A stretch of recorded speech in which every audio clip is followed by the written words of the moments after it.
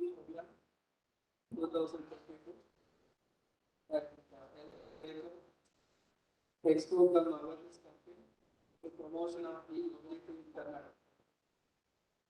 All aware BESCOM is the leading distribution company in the state, distributing electricity to more than 1.2 crores consumers and doing the business of more than 30,000 crores. I proudly say that Karnataka is leading in setting up infrastructure for solar, wind and renewable energy sources to the extent of 15,000 installed capacity across the state. These have helped consumers in the law provide uninterrupted power supply.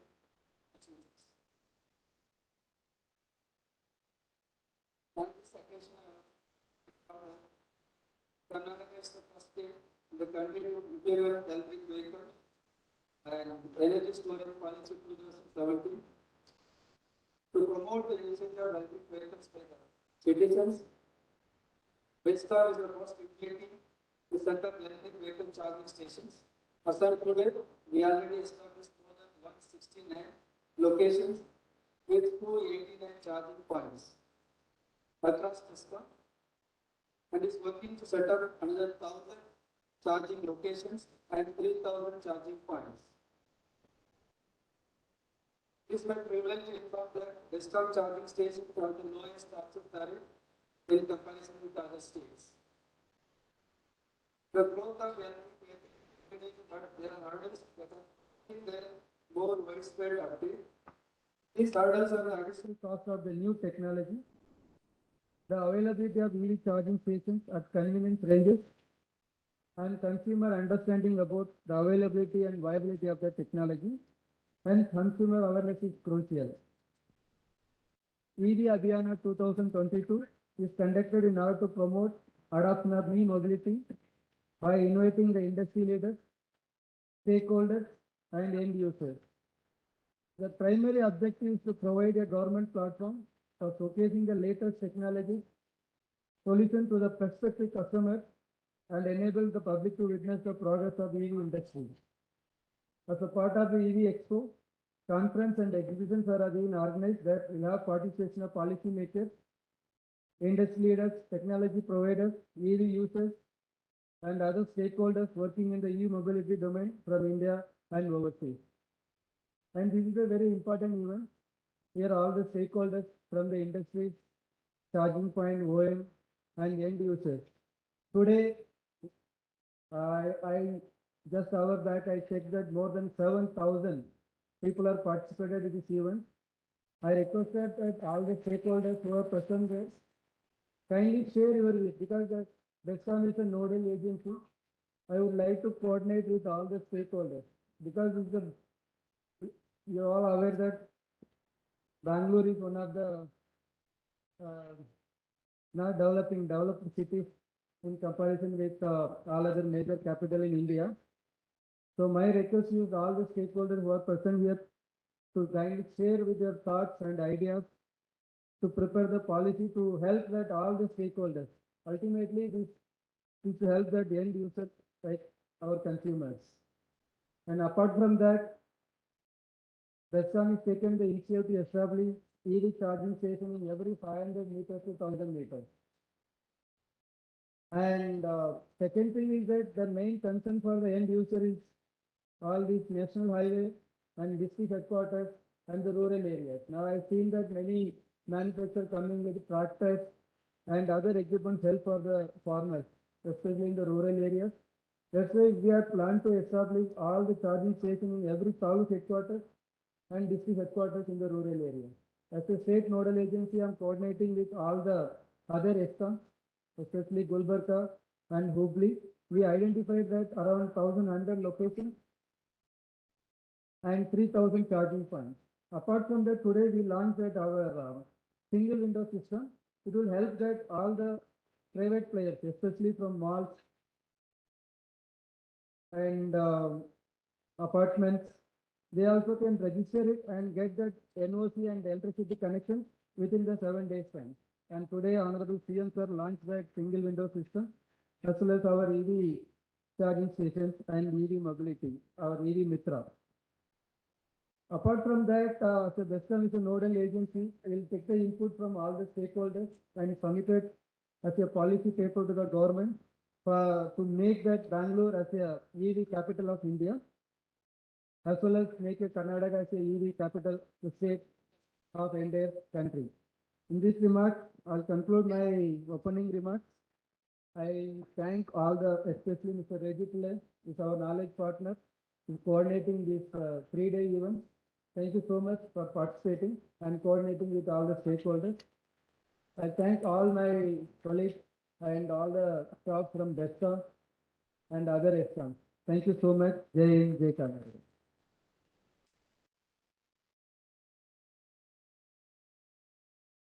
Thank you so much, Mr. Cholan, for sharing the good work that you are doing in bringing the clean, green transportation to Karnataka, as well as your leadership in making Karnataka the EV capital of India.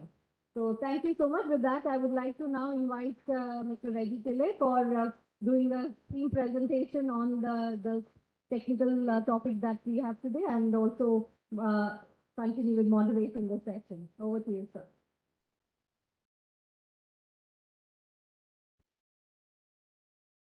Mr. Cholan, other technicians on the dais, ladies and gentlemen, thank you very much. When we planned this program, I was asked to make an half an hour big presentation on covering the entire aspects of electric mobility. Considering that we don't have that much time today, we are running late. I won't go through all of that, but there are so many slides which you could go through it. It will be available to all the participants. So next one, please.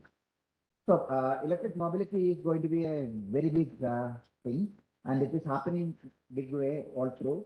As we having this mega event today, MD said that 7,000 people came into this venue today. Another event going on in BIEC, organized by another set of people. And last weekend in Hyderabad, there was a big EV event. And the end of May, in the same venue, Ola organized a 3-day event. So electric mobility has arrived, and it's going in a big way. The last 25 years, we have seen major revolution happening in ICT, information, communication, and IT technology.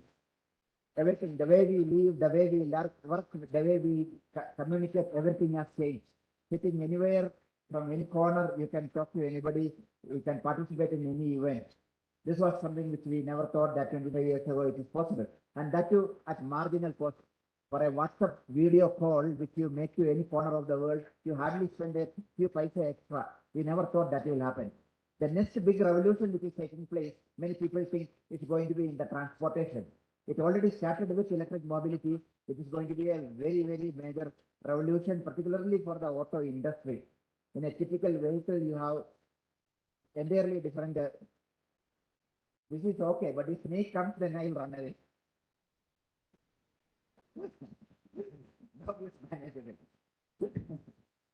So, the auto industry is going to have major, not only that fuel you will not be using, even there is no engine oil.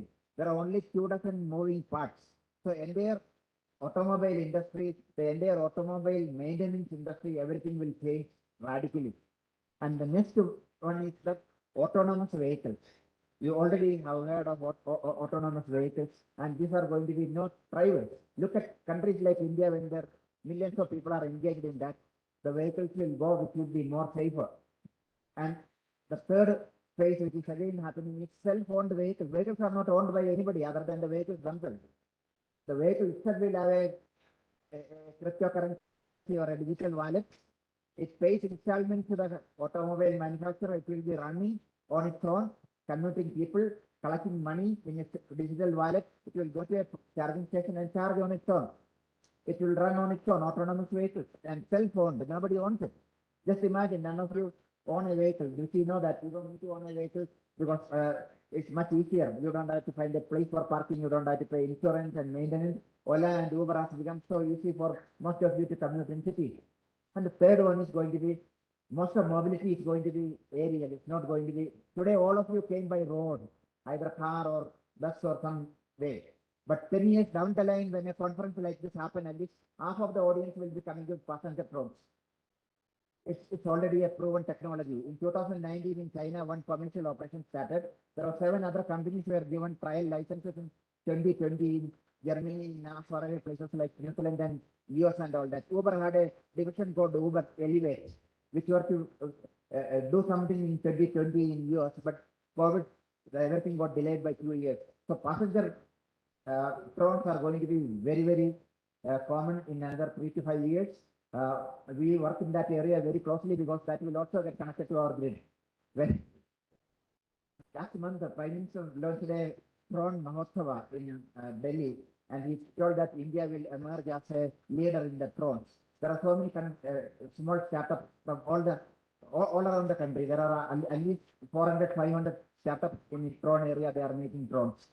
The small drones, big drones, and we work very closely with the IIT Madras drone company called E-Plane, Professor Satya and his team, which takes 25 kilo to 200 kilo payload drones. And in fact, with ONGC, we are doing a feasibility study, taking their crew and their machinery from one area to another area and how efficiently that can be charged. Same with the Indian Army. So the revolution in the transport industry is going to be the biggest one, and electric vehicle is the beginning of it. So many of you don't know what we do, although some of you know. We do policy advocacy. We are a Ministry of Power promoted entity. We have several members. And the next slide, please. Yeah, we do many of the policy advocacy, technology demonstration projects. We have brought in many companies and gave them grid to do grid, a pilot on a grid, which has happened in India even before some startups could do it in America or Israel or in Netherlands. So there the utilities don't come them, let them come anywhere near the grid. You do it in laboratories or in isolated places for a couple of years before you touch the grid. But we brought them straight away from universities and given them the grid in Delhi and Bombay and other places. So some places where we don't have people, we brought in technology companies and we have established that done. 2 blockchain-based projects we have done in 2020 and 21 in Lucknow and in Delhi. Many other things. Currently, we are on the advanced stage of doing it. Many of you would have seen videos of wireless transmission of electricity patented by a New Zealand company called Emerald. So we are going to do a pilot in Calcutta across the Hooghly River. That's a very interesting business case, and several other places this will be done.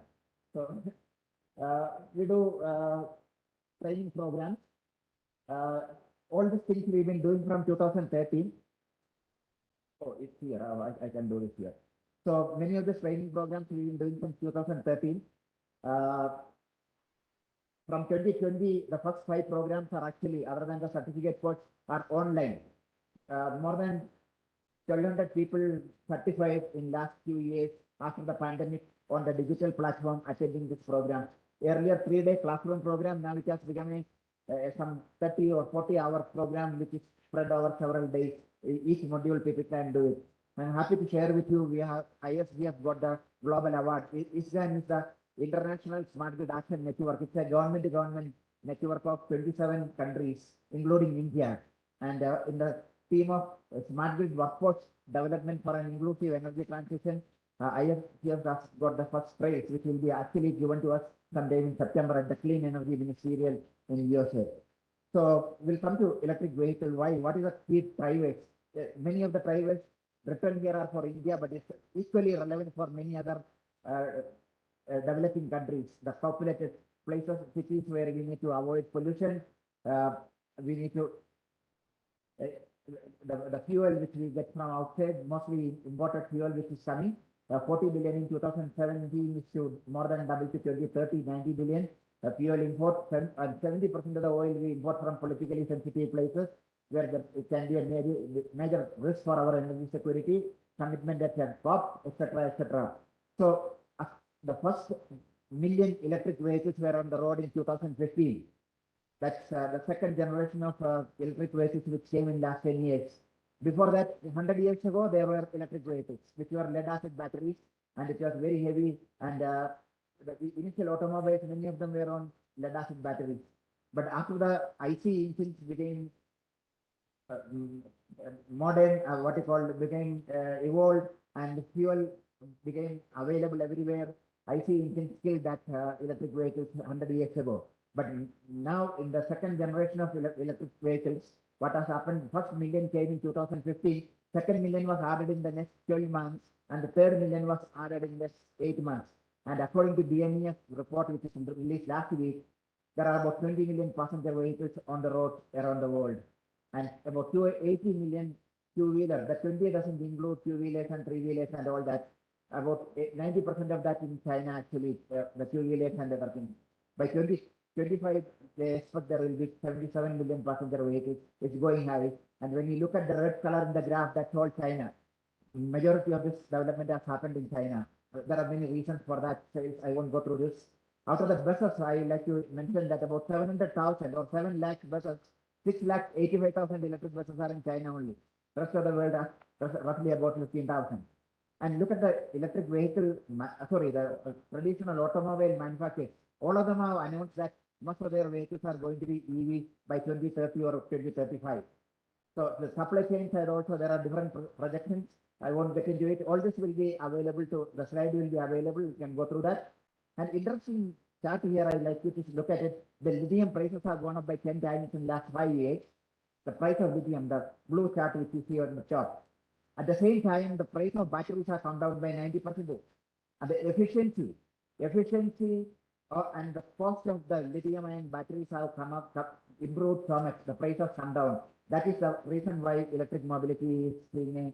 And many of the next generation batteries are going to be outliving the vehicles. It's not 5 years or 10 years. It may stay much longer. And once it is retired from the EV, we can use it for stationary applications like grid support, etc. And some of the numbers which we are talking about, Randheer will talk about the Pillai scheme for battery manufacturing in India. We don't manufacture cells here. So the government of India has given a production-linked incentive for 50 gigawatt hour of battery manufacturing. And now the world requires about 3486, and something around one third of it is only currently existing. And the numbers are much different. I won't go through again these numbers. One thing I like to mention about China, why exactly many cities in China today have 100% public transportation of electric buses. And Shenzhen was the first city in 2016, December, they had 100% electric buses. And in 2018, April, they had 16,500 plus buses. When we visited to study how they have done it, first they have several bus operators were there. First they consolidated all of them into 3 operators, Shenzhen Eastern Bus Company, Shenzhen Bus Group, and the Shenzhen West Bus Company. And consolidated, and then they did pilots, and in the next 3 years they brought in large revolution in doing that. So this particular bus company, Shenzhen Eastern Bus Company, which we visited, has 86 depots, 2,200 chargers, and 5,805 buses. And most of the buses are from BYD, and you'll hear more about BYD from Olectra, who are their agents. They have different incentives, including the EV charging station. The tariff, different tariffs. Even in the afternoon, when there is a legislation, sudden dip in the total electricity consumption in the city. So that time buses go for an opportunity charging during the day, and there is a rebate for EV charging. So what is an EV? I will talk about, I mentioned about that 100 years ago, there were electric buses, which are on lead acid batteries, which are minimum distance, 10 kilometer, 20 kilometer only, it could go those days. The second birth of it started with Honda Prius, which was not a plug-in, it was a hybrid, which had a small battery in 5 kilowatt hour batteries, the first generation of Prius, which was introduced it. And in 2006 became a plug-in. You could plug into the grid and charge as well the battery which were there in the Prius, and also Honda inside. The full lithium-ion battery based full plug-in electric vehicles, only electric battery electric vehicles came close to 2010, and Tesla led the revolution. That's what I said today. We have so many, about 20 million of such vehicles. So all EVs are powered by electric motor and which require DC electricity. And how do you give the DC electricity for a battery? Either you give a AC, your grid has AC, there's a AC DC converter on board on the electric vehicle, which will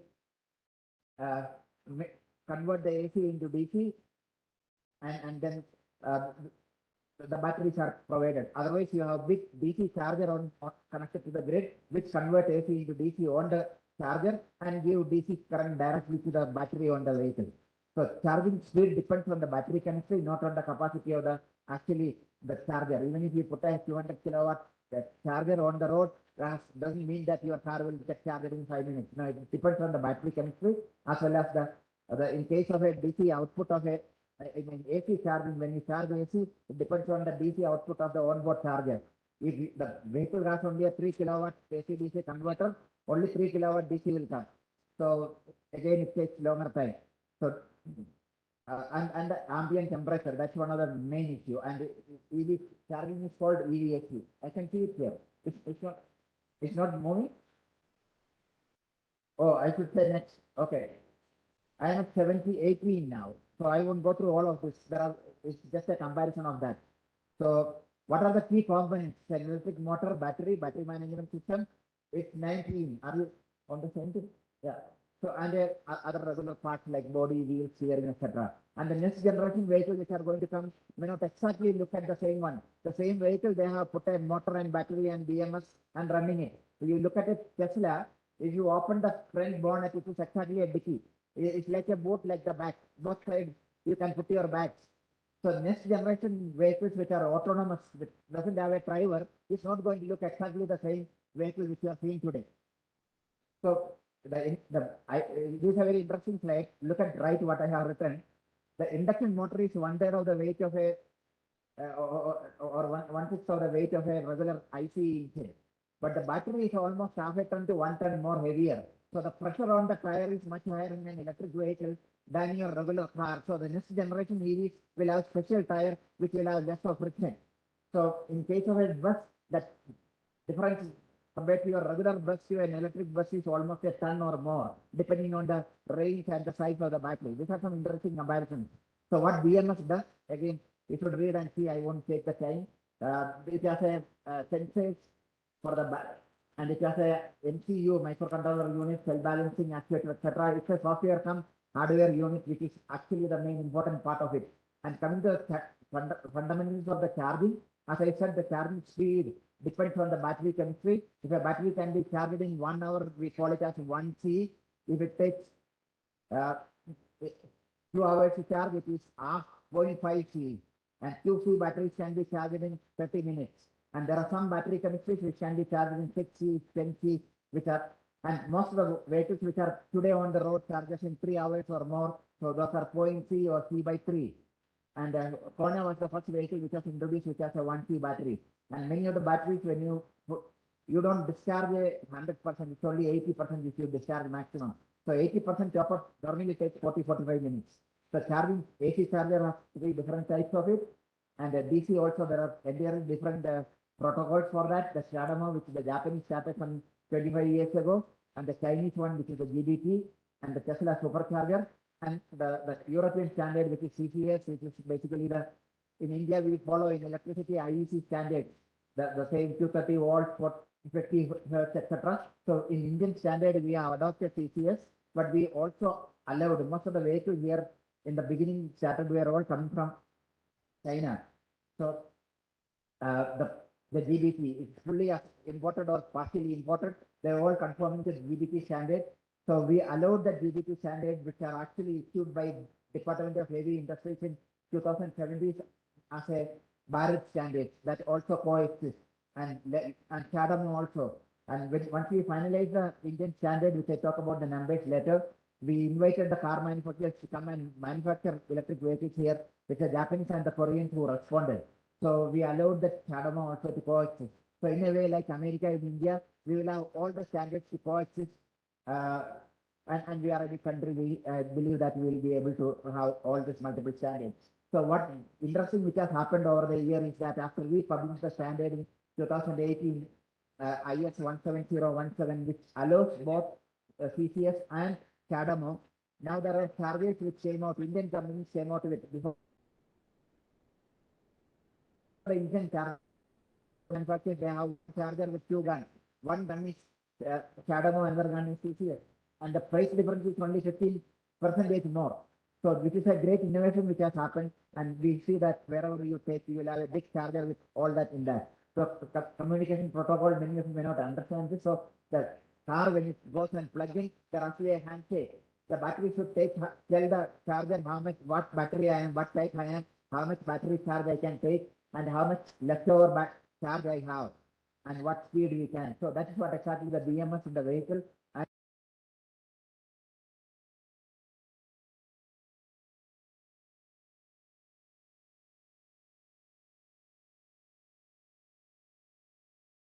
fifteen 118 6 volumes we have already issued, and the V2G, the last one which was published early this year, 15 118-20, we will adopt it later. And this charger which is written shown here interact with the grid. From the grid, BESCOM control room, we have to control a charger. There is some communication standard for that.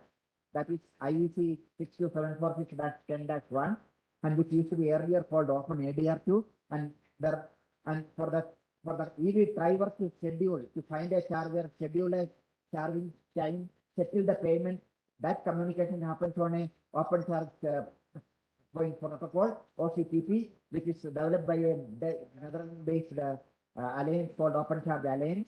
They also offer to give free their thing for in India, and this I mentioned about it. So what we have done in India in electric mobility mission started in 2013, followed by phase 1 and phase 2, and BESCOM also got some money in under phase 1 for some charges here, and state policies today they are and compliment and congratulate Karnataka government in 2017 to come out with the energy storage and electric vehicle policy, and that was the first in the country. At the time there was no national policy itself. That's the time when this came, which triggered action in several other states. Today, as we speak, there are 22 states have state-specific EV policy, and several other things which have happened. ISGF we have done several initiatives. We have only told PAS to constitute the CPD 51 to throw the standards. We advocated with a forum of regulators for concessional tariff for EV charging. Today, 22 states and 1 union territory have concessional tariff, and the number plates, 20% parking space in new buildings, and 2-wheelers and 3-wheelers should be sold without batteries. This is another thing which we advocated something in our report in 2017, and finally, the Government of India issued orders in 2020. 21, that 2-wheelers and 3-wheelers can be sold without batteries. That will drastically reduce the entry to electric mobility. A 3-wheeler without a battery will be less than a lakh of rupees. And today, a 3-wheeler fellow goes to a fuel station and charges, he put fuel for 500 rupees and try the day. But in this electric mobility scenario, he will rent a battery for 100 rupees or 200 rupees and drive the whole day. So it will bring out new business models.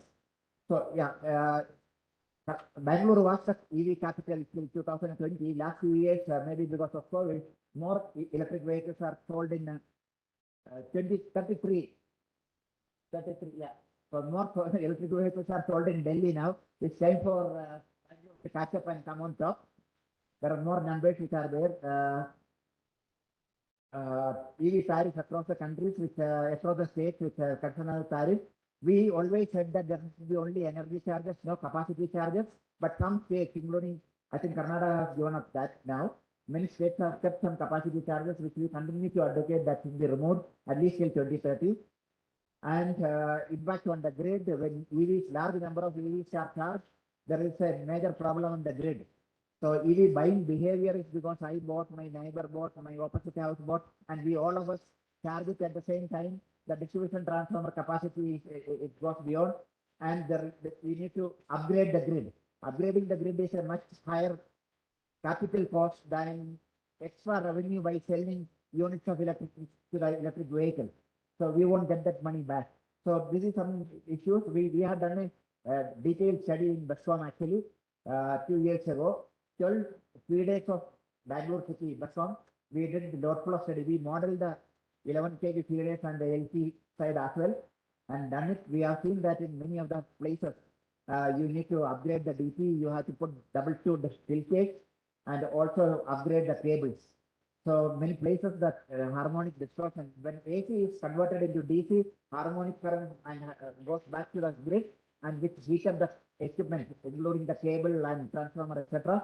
We have to do major capex in that, and we are now advising all large public charging stations and bus depots to have power quality meters and constantly monitor the power quality meters about it.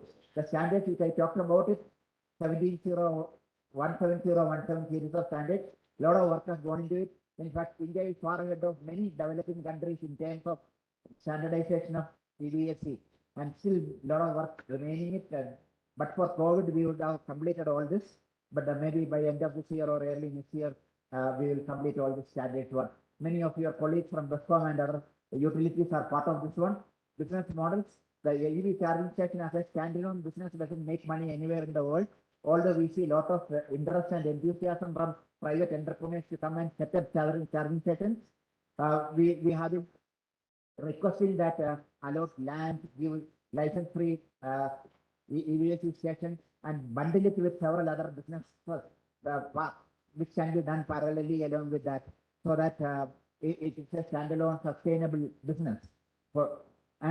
Policies and in different states. I won't go through that. There are 22 states.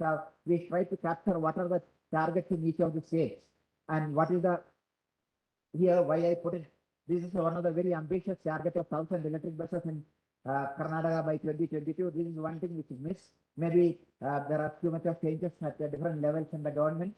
So, but I'm very happy that EV, the try for EV in Karnataka is still going on. Although there are 3 government changes in last 3 or 4 years. That's a very welcome point, and we hope you will catch up with the electric buses very soon.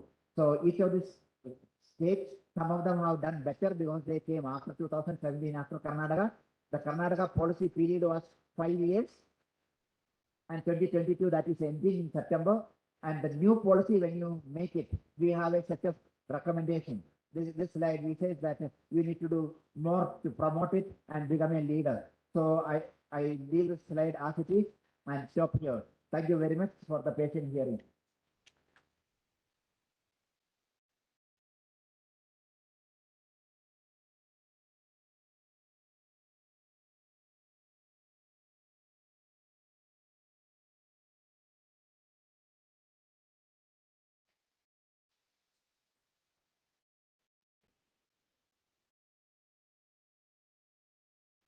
Hi. So I think after this presentation, I'm not sure whether much is required to be thought of, but I'll try. So, but 2-3 very specific points which NITI is leading. I think I should talk about those things. One is about he talked about the advanced chemistry cell program, which has already been done. 4 successful bidders are already been announced. Now they are in the process of setting up their factories. Now next leg of ACC is coming up. That is the NEAT ACC program. That is $500 million USD program, in which the chemistries which couldn't be part of the ACC, those chemistries will form part of the NEAT ACC program. We are going to put up the document in the public domain for the consultations in next 15 to 30 days. Those will be out in the public domain, wherein we will seek the consultation. So this is about the NEAT ACC program. This will be total of 5 gigawatt hours, wherein one bidder can quote maximum of 1 gigawatt hour and the minimum of 500 megawatt hour. This is about the next leg of the ACC program. The second program which I should talk about is the battery swapping policy, which I think is now the buzz in the market. So I'm leading the battery swapping policy also. So it has 3 legs. First is the policy. Second is about the standards, and the third is about the scheme. So right now, when we are targeting that by the end of this month, that is July, we should be releasing the EV policy finally, because the draft, the last date to give any comments on the draft is already out. In fact, as we speak today, we have sent the policy after incorporating all the stakeholder solutions to the other ministries. Within 15 days, we will be seeking their inputs finally, and after that, it will be put up for the review. So that would be about the policy. In terms of the standards, there are 4 standards which will be published. First is about the gender and the safety guidelines. Second is about the communication protocol. Third is about the connector. And fourth is central management system. This is the most important one from the consumer perspective, because this tackles the interoperability, which is the bigger debate right now. Whether the interoperability should be mandated right now or we should wait for some more time from the government perspective. So let me put up this from the consumer perspective. So what is interoperability and why it is required to be done right now? So interoperability is simply that you should be in a position, if your vehicle is having a facility of battery swapping, you should be in a position that anybody's battery can come into your vehicle. Otherwise, what will happen? You are not going to own the battery in case of the battery swapping. It will be in the subscription model. If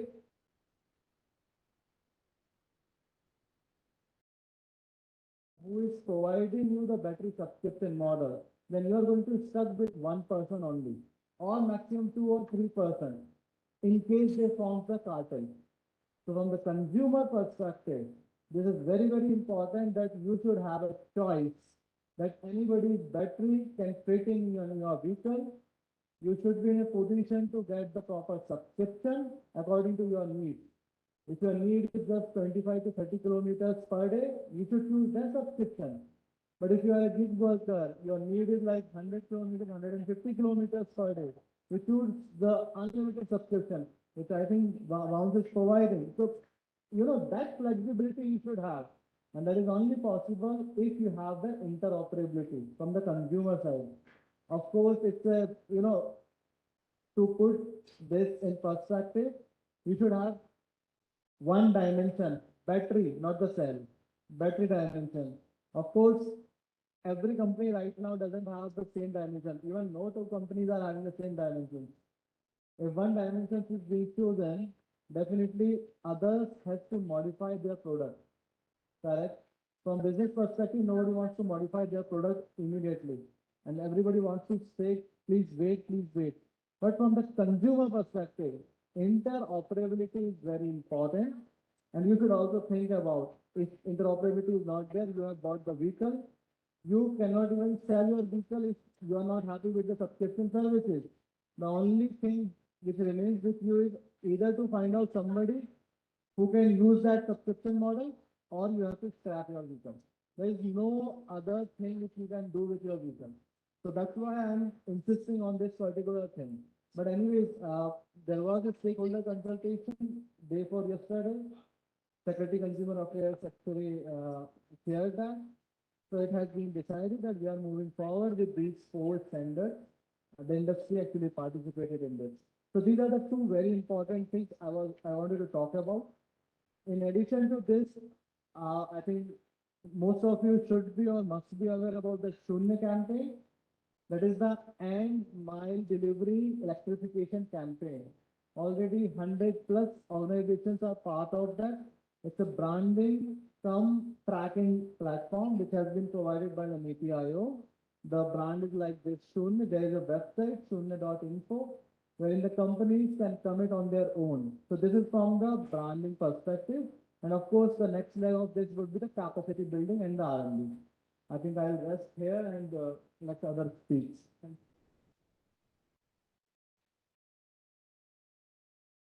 Thank you very much. Now invite Mr. R.K. Mishra for your speech.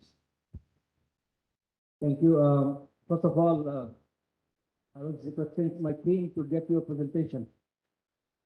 Yeah, so it's very important. I mean, you have done really, and also show your passion. But this kind of presentation does not come only by education, it comes by passion. So I think thank you very much. It was very nice. I felt very happy seeing this. I'm very happy. I'm a Bangalorean. I initiated the first EV policy in Karnataka. I'm very happy this is happening here because I was very sad. We started in 2017 and then everybody else got the credit, Delhi and all that. And finally, I'm very happy that given that our dynamic MD of BESCOM has taken initiative, very, very happy. I have to comment one, I have a little bit on a national policy level, and I've had discussion with Mr. Randheer earlier also. I think what he said about standardization of the swapping, it's very good for the individual user, because if I buy a Ola or any other TVS or whatever, and I'm given this, that okay, it is swappable battery, my assumption is that I should be able to go anywhere and be able to swap. However, the question is that at this stage, how many individual users are buying anything which is swappable? Most of the swappable batteries are eventually going for the fleet operators. Now, the fleet operators have their USP in making sure that the battery, their charging and everything is kept in a manner where the quality of service to the consumer is maintained. So it's a, I think, good thing to have, but I would say that standardization, if it is done, it's great for individual customer who buys a bike, but maximum adoption of swappable will happen in fleet. And the fleet operators, and I happen to be an investor in one of those Yulu, fleet operators are not going to bite it, at least at this stage, unless it becomes so prevalent. So fleet operators are buying in tens of thousands, in fact lakhs. Unfortunately, they are not available anywhere in the world.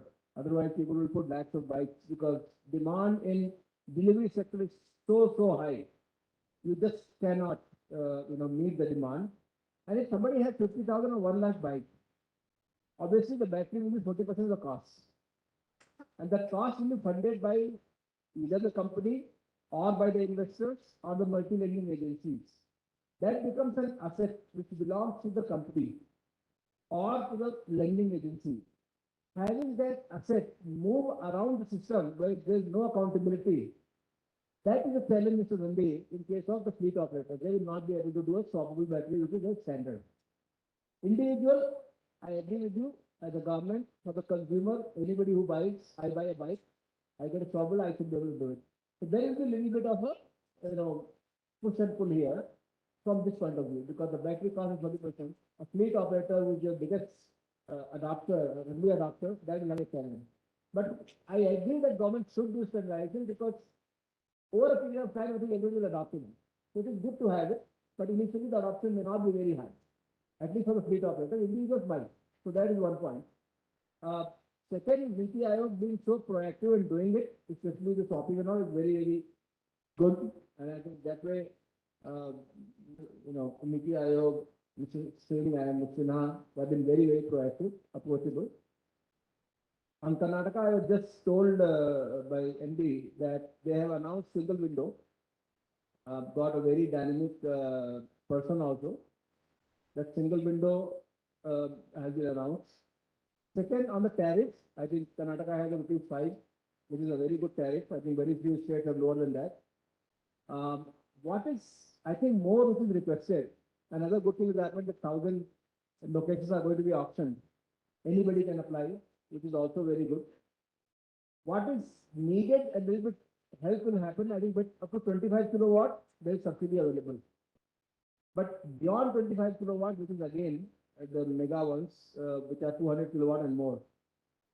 If possible, and I know BESCOM on its own cannot afford that kind of subsidy, maybe would request that he puts a note to government of Karnataka.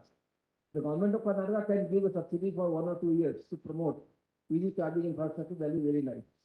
So these are the few points which I thought will be good to talk about. Thank you, sir. Thank you very much for the kind words. Now I will invite Mr. Venugopal Rao from Olectra Greentech. Good evening, all. So it's been a great day for all of us in Bangalore and Namaskara Bangalore. As forum, we actually Mr. Pillai has taken us through everything what we have to know about electric mobility, and what I am going to explain is the little past and little future.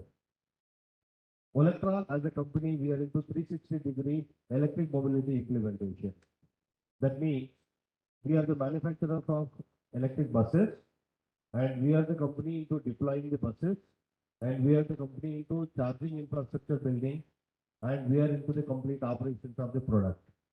So the government of India, under the paid schemes, all SCUs, whatever buses so far deployed, most of the buses are belongs to us. We have done about 750 buses as of now, and we have about 3,500 order book right now.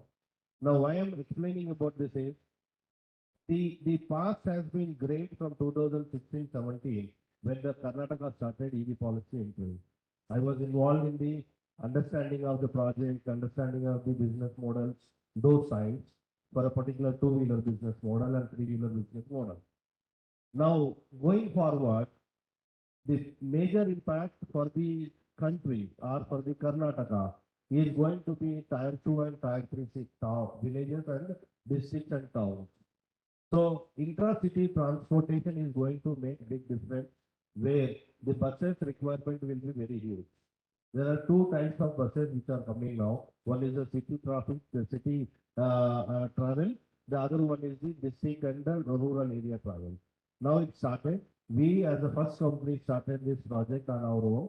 Started between Mumbai and Pune, which is called Puri Bus. And the similar buses we are going to deploy in Karnataka very soon. And this is in a pipeline and it will happen very soon. The official announcement will come that the government is going to announce it. Now, furthermore, the product that we are making is more superior and premium product.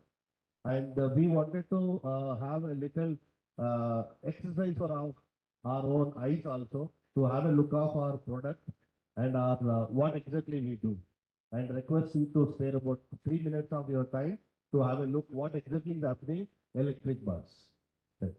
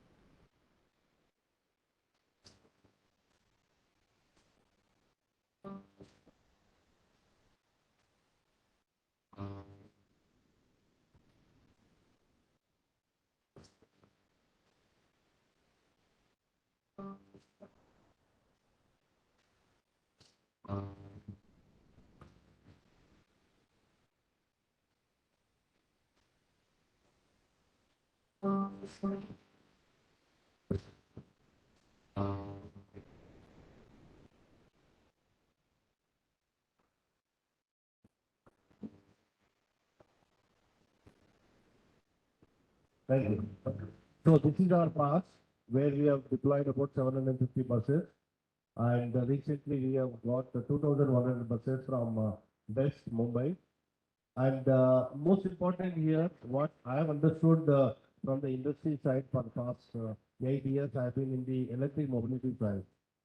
The self-transportation is most important and which is fulfilled by the scooters and the bus transportation, which is very important for the passengers spending less and under the conditions of pollution kind of scenarios. So we from Olectra working on deploying a private business model where any client or any institution interested in replacing their existing IT buses, and we are working with very closely with a few institutions, and any of the institutions interested, we have a project for each individual institution where we can deploy these buses on their platform for employee transportation and school transportation. Thank you, and thank you, Pillai sir, for inviting us and being very generous. And also, your training is very much important for all of us. Because I've been getting training from him from 2017. Thank you very much. My pleasure to invite the young entrepreneur Anil Ji from Bao Infinity. Thank you so much. Honored to be part of this consultation. I think I have a few points to make. Some at the national level, some at the state level. National level, of course, we've been in touch with Randheer and the NITI team on the battery swapping policy. Battery swapping definitely is going to help faster adoption of EV because with battery swapping, a big cost of an electric vehicle is taken out of the equation, which reduces the upfront cost substantially. So the policy that is being made definitely will encourage faster adoption. A few of the points that I think we made as a representation to the NITI Aayog would be to make sure the solution that is being standardized is actually practical on the Indian roads, which I think as an industry would be happy to participate and help identify that. Second biggest thing, sir, is because we are promoting battery swapping, we also have to find a way to subsidize the operators who provide battery swapping as a solution. Because setting up a network comes at a lot of investment. Basically, whatever vehicles being sold, 40% of it has to be invested by another company and operated.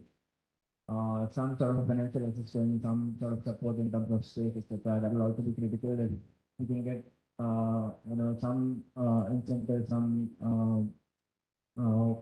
help from local as well as central government to the operator. That will be encouraging. With regards to state, I think Karnataka government has been the first, but unfortunately, since the scheme was introduced way ahead, now when the adoption is so rampant, there is no state subsidy which could have helped Karnataka even do better. We are right now like the top second or the third right now in terms of sale, but if there was a subsidy, we could have probably done better. We hope that the new subsidy that is being announced, new scheme that is being announced will have some mention of that.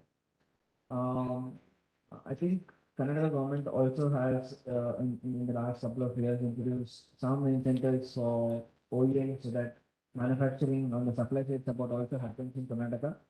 But I think adoption is something that is not that we have seen. I think the government will also have to see how can we holistically develop the ecosystem required for manufacturing, not just by subsidizing the initial investment that is required for setting up a factory, but also look at the ancillary industries that is required for the industry to prosper.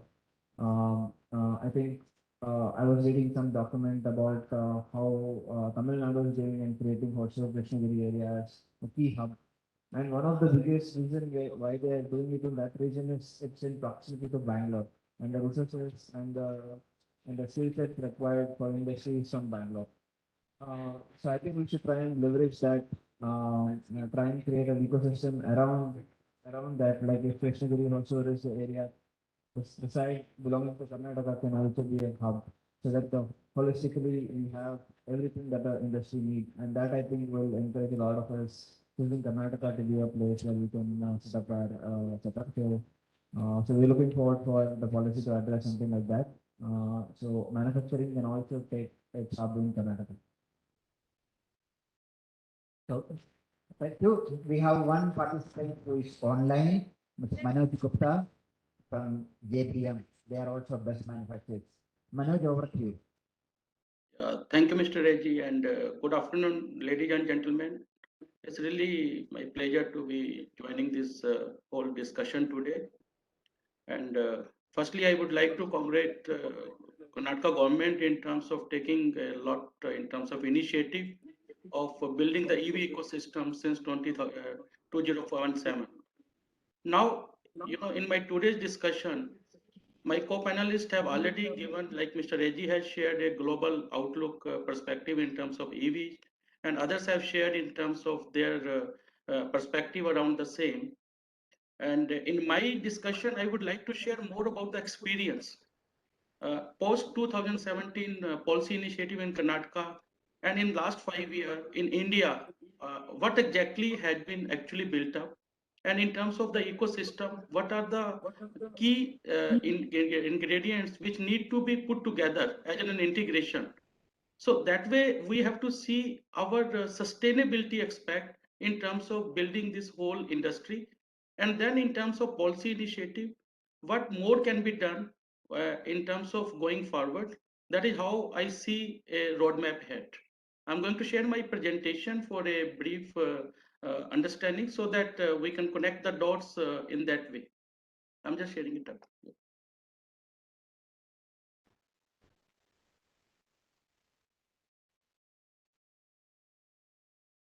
I hope my presentation is visible to all. Yeah.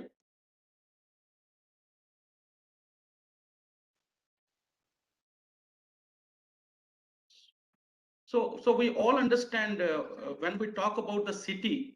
So basically, the transportation is the major, in terms of concern for polluting it. So ultimately, more than a product, more than a technology, more than a hardware, software, city Bangalore name for electronics, we are here to concern about our city planning. How exactly in terms of city planning we are moving ahead. So my discussion around today's agenda is in terms of EV transformation, it is an opportunity for the city transformation. This whole subject is indeed a social subject. That is how we see as a roadmap have, as a responsibility from our perspective, how we see what all we can contribute in terms of making sure addressing these bigger issues, which are environmental issue, traffic issues, and in terms of city planning.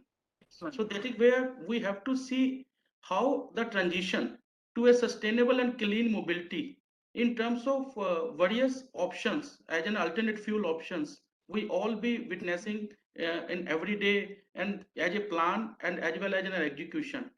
And when we see electric, definitely it has a good future ahead, and then definitely the fuel cell will be showing the way forward. And in terms of transition and transportation is shifting towards green mobility across all its EV segments, whether it's two-wheeler, e-rickshaw, e-taxi, and then intercity and intercity public transportation buses. So when we say, if we have to see in totality, we are transitioning towards as a focus is zero emission vehicle, and first step is definitely in the public transport. And when we say public transport, why? Because this is the one where in terms of energy density per kilometer, we can see a good advantage in terms of bringing it on road and as a first transition aspect, and which is, where we are touching as a social objective in terms of the masses and giving them more convenience and more adaptability as an experience. And that is how we can see our roadmap ahead. And I really pleased to share this, very glimpse of the introduction of JPM electric bus in Bangalore, launched by our honorable CM, and that's the experience. And this is what, if we see today, part of the policy initiative, government has done walk the talk.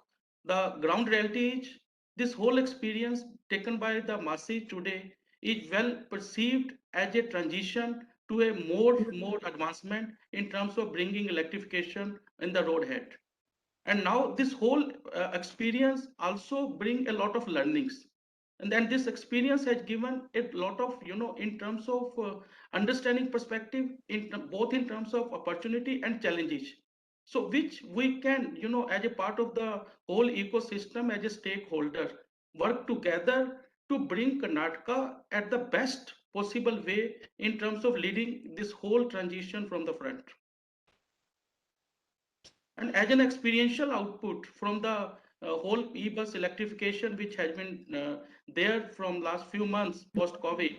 So ultimately, it's a clean, connected, comfortable, and safe. So these are the benchmarking which we as a group have taken when we started this deployment. And today, these benchmarks are a reality. And that is what we wanted to make sure. See, this whole EV policy initiative or a deployment and adaptation should move ahead with certain benchmarking linked with the end user objective for getting that experience on ground. And just to highlight and share as an operational highlights, so today individual buses are running around 180 kilometer, and then the range autonomy for 120, and then uptime 99%, and then consumption 1 kWh by kilometer, and then 95% charger efficiency uptime. So this is how the whole transition is moving to the next level. But how this whole outcome has been experienced, it's all about the JBM. From JBM Group, the EcoFuel is our flagship brand for the charging infrastructure as a value proposition, which we have put together as an end-to-end solution, and then complete project lifecycle management, and then complete project planning, and this whole system put together give the ultimate experience. That is what we wanted to demonstrate. Okay, finally, in EV ecosystem, it's not about just one stakeholder or one product or one service. We have to see an holistic view, and then we have to benchmark it, and then we have to deliver it.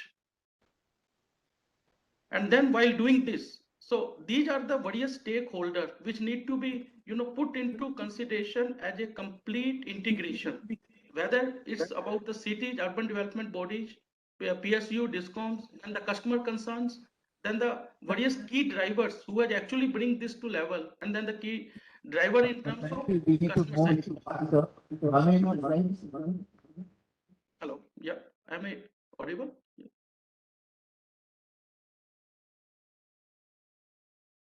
So here I would like to put my perspective from a policy perspective. In the EV policy from Karnataka, definitely a lot of initiative has been taken, but to make it real adaptable on ground, what our thought process is, if the state government can enable a land plus power as an integrated blueprint for the whole city mapping, that is what is something which enable the industry as a CPO or as a fleet operators to utilize that particular blueprint in terms of deployment planning, because that planning is even much more important than even the small incentives from the fiscal side. But for doing that planning in terms of chargers or in terms of EVs, these are something which are continuously evolving. So we cannot bank upon it. Today we installed AC001 or DC001 or a pantograph or a DC fast charger. So idea is the basic building block of this whole charging infrastructure is land and power. If that can be earmarked as a city planning linked with the route availability and the parking space availability, will be a big help to this whole industry to move in the right direction.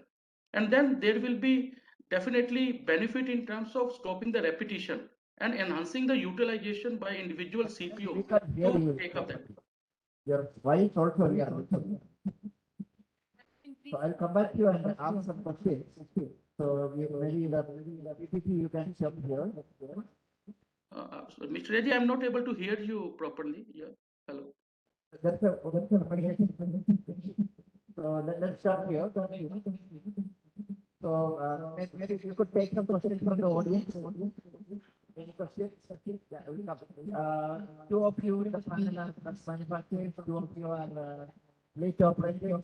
So I would request you to make one suggestion which you have for government of India, what is that?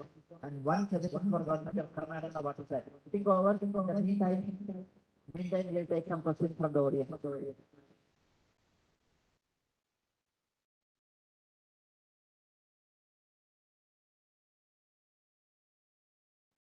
Sir, I'm an NGO. I live in an apartment society, and my society is not allowing me to put a charger in my car parking area. So, is there anything for me for us?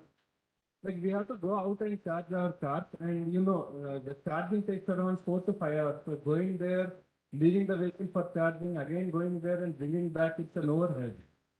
So all I need is a small, simple 15 amp socket in my car parking area for my private use. So is it covered in the policy? And just for one information, for this charger, I'm fighting a court case against my association for last 1 year. Come to answer, but I said there are so much of RWA terrorism all around the country, which has increased after COVID, because they have become much more powerful, RWA presidential secretary. But we will settle all this very sure. You would have seen last year, one of our friends here, he has taken the scooter on the lift to his kitchen charts in Bangalore.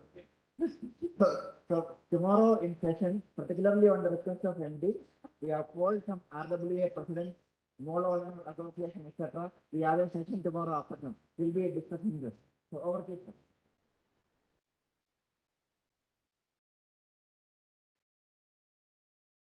So, there are revised charging guidelines which has been released by the Ministry of Power. Nobody can deny the power if you approach them and you want to put it under your, the payment mechanism, the billing will be there at your place.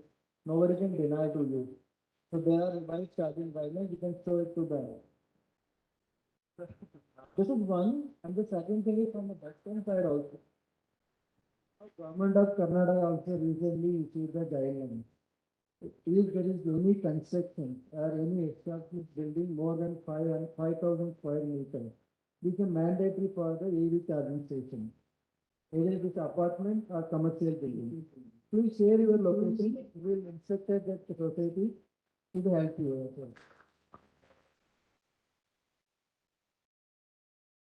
Next question.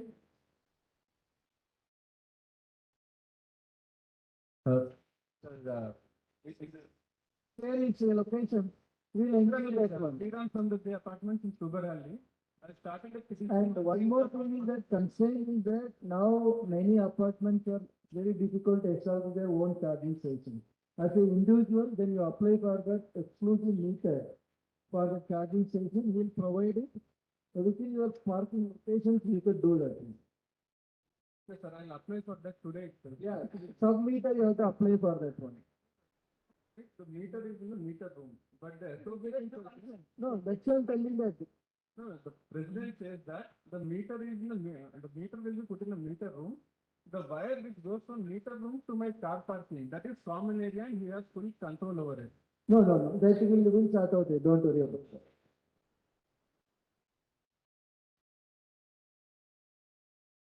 Sir, on the same line, basically, another culprit in this particular ward as well, where my car has been allocated, but I'm not able to take it because the residence is working over, so I want to sort of give me just a 15 amp line that probably powers my heater to the car. So yeah, I do appreciate your comments on that. We will apply, but then what is the time duration and what will be the sort of logistics that would be required? Because what I feel is like there's a huge ambiguity in terms of the information that's being cascaded. Right, the 2022 amendment, Jan 2022 amendment that was done on the power thing, just doesn't speak anything about apartment as such. I've been getting reports from my association saying that you are talking about plotted areas, which are nothing but individual houses. So a request to NITI Aayog as well as to BESCOM as well as to government of Karnataka to ensure that these guidelines are more clearer, so that no one can take us individuals for a ride. Right? Understand that we expand. I mean, don't go by the physical state, but then understand that we expand. Things of the public area. We guys will probably be a pillar for all these bus services and everything. And I'm not probably parking it, but I'm not here to probably save my environment. I'm here someone who's trying to make my 2 ends meet. So something, few thousand rupees which I can save on petrol, something that is more considered. So that's a very valid point. In our policy, also not mention about that apartment and individual household. So for that, we are issuing that guidelines to all the apartment and individual household for the sub-meter. Once you apply through Janas Negri, we will provide it within that week time for the sub-meter NOC and the permission. And second thing is that within the apartment also, because that meter in the secure place, again draw a line to your sub-meter. That also will discuss with government and our power energy department will come with a policy on that. but it is by when? No, these sub-meters already announced, which is our part of the policy for the new construction. who are constructed more than 5,000 square meters. It is a mandatory to provide a charging station. But already established households, because there is no provision in their parking areas. So that we are coming with a new policy because of the discussion with the stakeholders. So just one more minute. So till the time we get our connection, is there any diesel hassle of if I can pull a wire from my own meter to my own designated parking? Is there a rule that I cannot do that? That's right, we allow for the shop meter, that means we are allowing for the draw a line also. Yeah. Okay, that guidance will issue, detailed guidance, discuss with all the apartment associations. Yeah. All the place will issue the detailed guidance in this area. Thank you. So in 2019, TCP, or Town and Country Planning Organization, as part of Ministry of Urban Affairs, they issued notification that all new 20% parking area should be fitted with, that's based on one of the recommendations from ISGF actually. But implementation may take a long time. But what I would call upon citizens of the BESCOM and all that, make sure any big colony, multi-story apartments, applying for electricity connection, don't give connection unless you see EV charging station in the parking area. At least 20-25% parking area has EV charging, without that, don't give connection. Within 24 hours, they will do it. They will come. That's faster. Any other questions? Otherwise, we'll close the panel. We are running late. No questions. Thank you. So, first, thank you, Mr. Mishra. One recommendation to Government of India, one recommendation to Government of Karnataka. I think I did mention in my initial discussion, I think Government of India is doing fantastic job, and as a representative of 140 crore people of this country, the interests of those individual consumers should be protected, which I agree with him, the standardization. But I also would like to tell that early adopters will be fleet operators, and they will not be initially willing to, but when it becomes a norm, then maybe they will change. So that will be the thing. So I mean, we coordinate with NITI Aayog very often, so I don't think I have anything specific.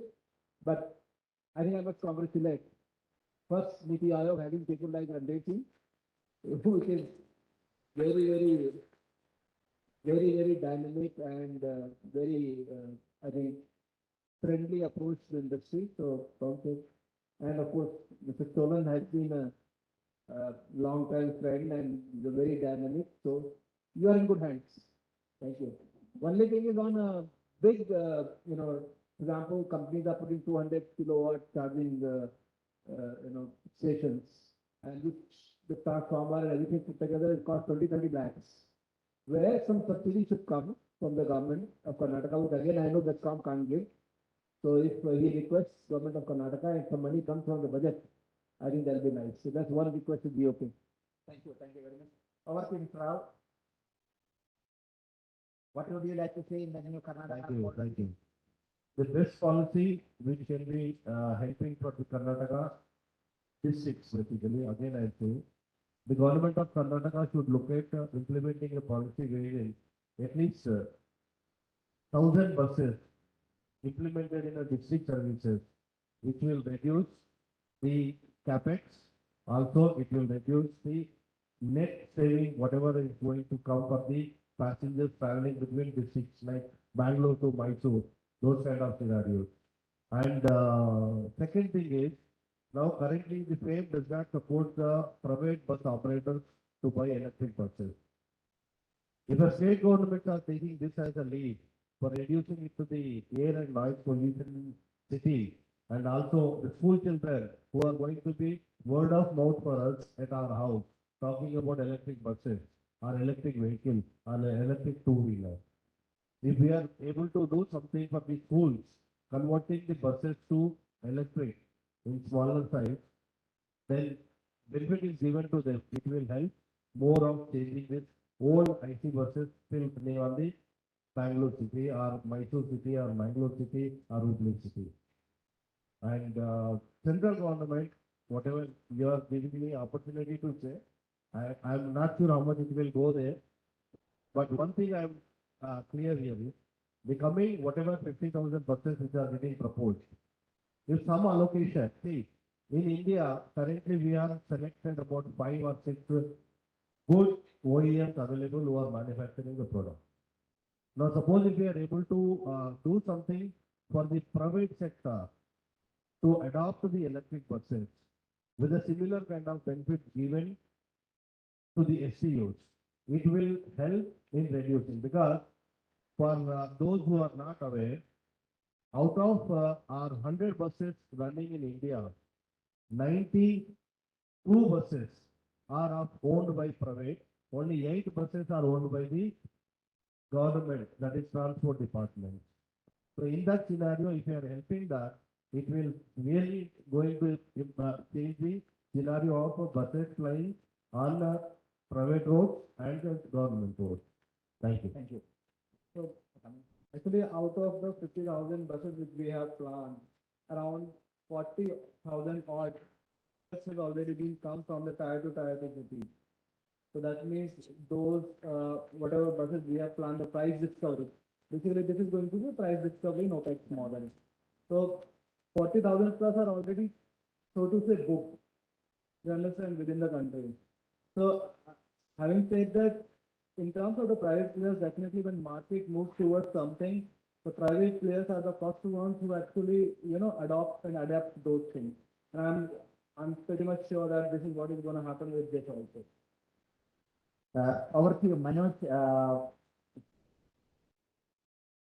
WebEx. I've been telling quite some time. See, for example, in Bangalore, BMTC has around 6,000 buses. So the schools have around 8,000 buses, 8 to 10,000 buses. And the school buses are regulated sector, correct? The school buses do not run more than 30 kilometers. So battery requirement is very low. So if the government, both from NITI Aayog and from the state government, given that the state subject, if the school buses can be promoted, and these are our young children, the future of the country, if they can be living in a less polluted environment, and they have the place to park and charge also. These buses are not used for anything else. So if NITI Aayog can put a white paper, how to promote the conversion of school buses. I've been in touch with Ashok Leyland, they said, no, it's not viable and everything. In fact, even Bangalore should take a lead on this. If the school buses can be converted, I think immediately you'll have 5 to 10 lakh buses in the country. It's a great suggestion. US has a program currently, 250,000 school buses, $1 billion. Correct. So I think it's a very good to do. No, government has to only mandate all school buses should be converted in 3 years. The school will take money from the parents and Yes, simple. yes. That's a process. But unfortunately, neither government, state government or central government can mandate it. That's not possible.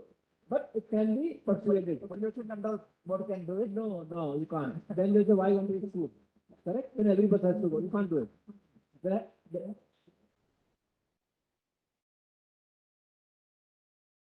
Mandate is not option. It has to be only, we are in democracy. Correct? Unfortunately, unlike our neighbor, we can only persuade, not mandate. But I think we should discuss. We should put a policy note, come from NITI Aayog, the state government will adopt it, and then we can push.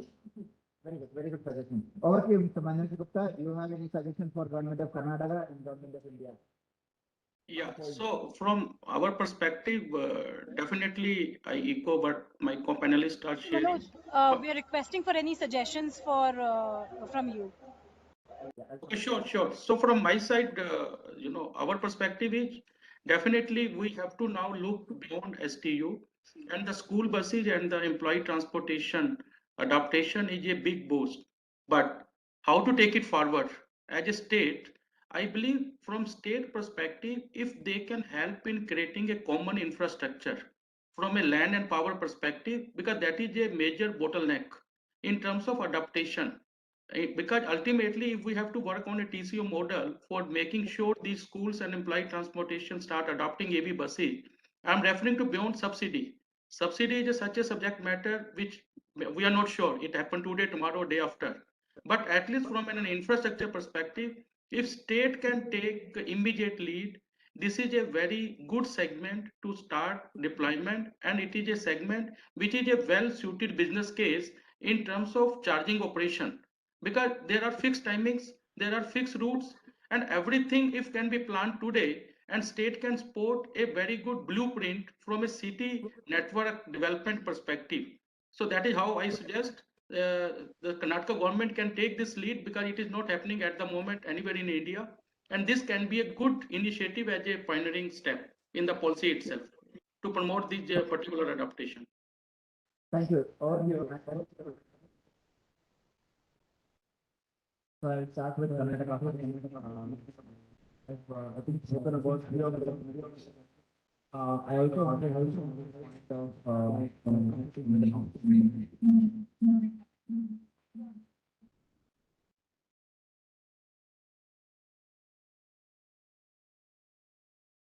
so there are close to more than 240 million two-wheelers to convert 30% of our to we have to also do something more the future is already on the road. We did in touch with NITI Aayog, we did in touch with the Karnataka government also. If there can be a policy made for retrofitting of the existing vehicles to the EV, there are enough players who can come in and support and provide these service with customers. And if the policy can include any subsidies around that, that will be encouraging, because that is being for existing vehicles to also transition to EV. So that's one from us for the policy that is being made. I think for the center, I think they've done a phenomenal job. They think about today and tomorrow, which is super encouraging for the industry at large. But now I think what would be required is a little more awareness, especially on the light of what's happening in the recent few months. A little more awareness from the government side to the general public on why EV adoption is still viable, both in terms of economic as well as safety, and what the government is doing to make the consumer interest is taken care. That will help sustain the demand that we are seeing. The last one, sales have been down overall for the industry, and some of them especially because of all the investment effects. So our recommendation would be to see government can come step in and create more awareness, build more confidence to the body.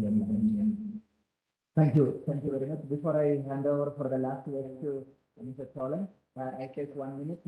One suggestion from our side and what work which we have been trying to do of late is that you drive your car to a charging station, you have an option to charge with the green electron or the dirty electron which comes from the grid. How much money extra will we give? Today, say 10 rupees for charging from the regular power, or 12 rupees for charging with the green electrons coming from a solar panel or a wind farm. If that is available to you, and we give you a certificate of origin, a transparent certificate of origin, which you can put on your sticker and go proudly that I am driving with green electrons. And that certificate of origin will be generated in real time on a blockchain platform.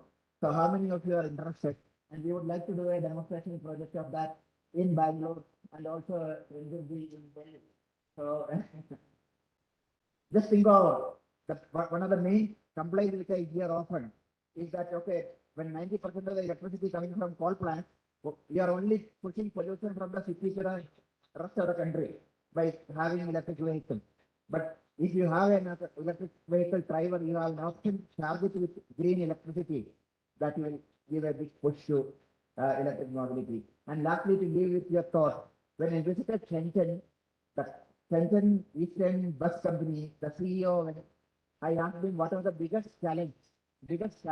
He had 5,805 buses which is running. So that was a journey of about 4.5 years.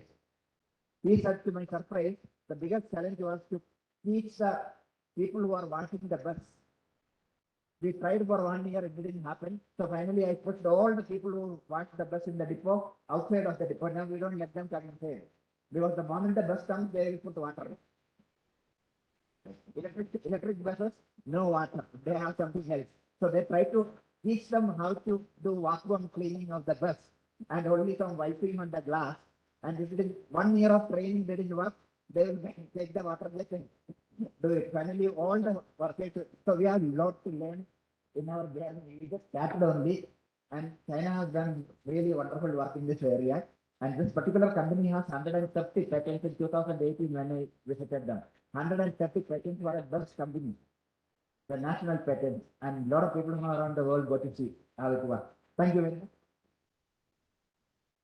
Thank you. The one point I would like to highlight is BESCOM and Government of Karnataka and all the manufacturers pushing for the public charging station, not for the individual. You can look at Bangalore, there is more number of vehicles in two-wheelers, not three-wheelers or four-wheelers. So you cannot expect that all the two-wheelers come to public charging station for their charging their units. That case is a very valid point. We also think in that line and discuss with the transport department, come with a new policy. And meantime, we also plan to discuss with all the RWS and the malls and other places how to encourage that individual consumers to use a charging station. And we also simplify the process of getting the submeter for the individual consumption, because the tariff slab is different. If you use at your own power, the tariff is at almost 9 to 10 rupees. If you go for this submeter, the tariff is less than 5 rupees. It's the advantage to the individual consumers, and it will promote the two-wheelers. So that point we have taken, we discussed with our team also. With each subdivision wise, we have called meeting with all the RWs and promote that submeter concept in that respective areas. Thank you, Reji, and all our various suggestions will consolidate. We'll take an up. Thank you so much for all the panelists and